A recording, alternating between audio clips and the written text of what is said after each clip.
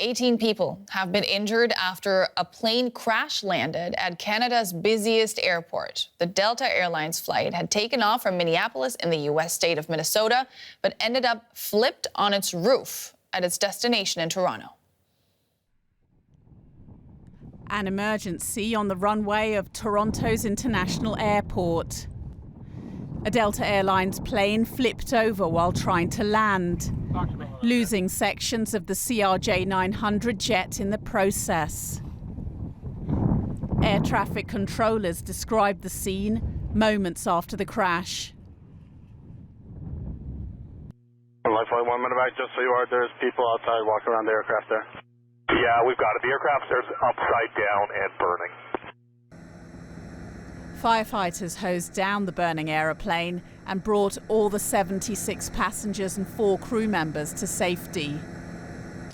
Airport emergency workers mounted a textbook response, reaching the site within minutes and quickly evacuating the passengers. Again, there were no fatalities. 17 injured passengers were quickly taken to local area hospitals. It's not clear what caused the plane to overturn.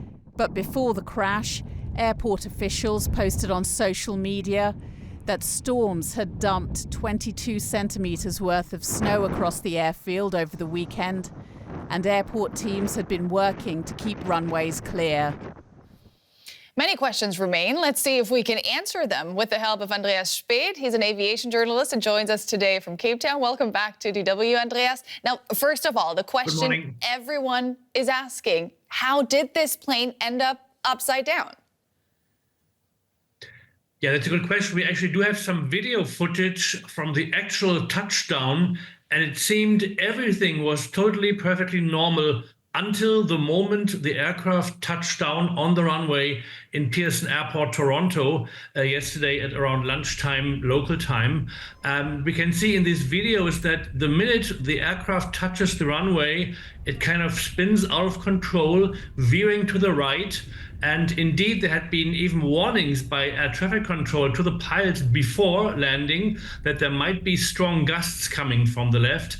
And what we can see in the footage actually looks exactly like that. So there were gusts forecast up to 50 kilometers per hour, which is not hurricane strength, but still a lot, especially for an aircraft in such a sensitive moment of touching down.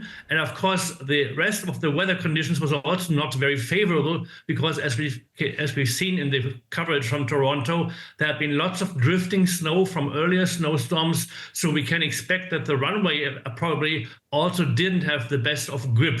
So all this contributed apparently to this spinning out of control right there, right then when the aircraft touched the runway. And then the wing came off. How does it end up on the roof? Yeah, very good question. I mean, I'm an expert in this field and I've been covering aviation accidents for quite some time, actually decades. And I'm surprised myself how many accidents, actually not many, but quite a few, we've seen over the years with even much bigger aircraft, even a wide body in one case, that was I think in 1997 in Hong Kong, flipping over on their back, and sliding on their back, lying on their back, coming to rest on their back, with actually the fuselage remaining intact and all the passengers able to get out. And in this wide body case, there was over 300 people, not even only 80 like yesterday in Toronto. One major factor is that actually modern safety requirements for aircraft building are really, really strict. And seats within aircraft have to withstand an impact of up to 16 times the Earth's rotation, so 16 G, which is an amazing shock that these seats and also other parts of the airframe are made to be able to absorb. So in this case, apparently the gust, if it was a gust, which we suspect from what we could see, was really kind of turned up upside down to the right. The wing broke off in the process because apparently the aircraft was hitting the ground full force on its right wing, and that was not something the wing could withstand, so the wing broke off. And once the aircraft, the airframe, the remaining fuselage came to rest upside down, the very lucky thing was there was no major fire. We can see small flames being easily extinguished by the fire brigade, which was on the scene within very few seconds, apparently, which was actually the best thing that can happen in an airport. And so that was the luckiest thing. If there would have been a bigger fire, that would have been a much different outcome, I suppose. Yeah, and everyone came out alive. Thank you so much for your take. That was aviation journalist Andreas Spaeth.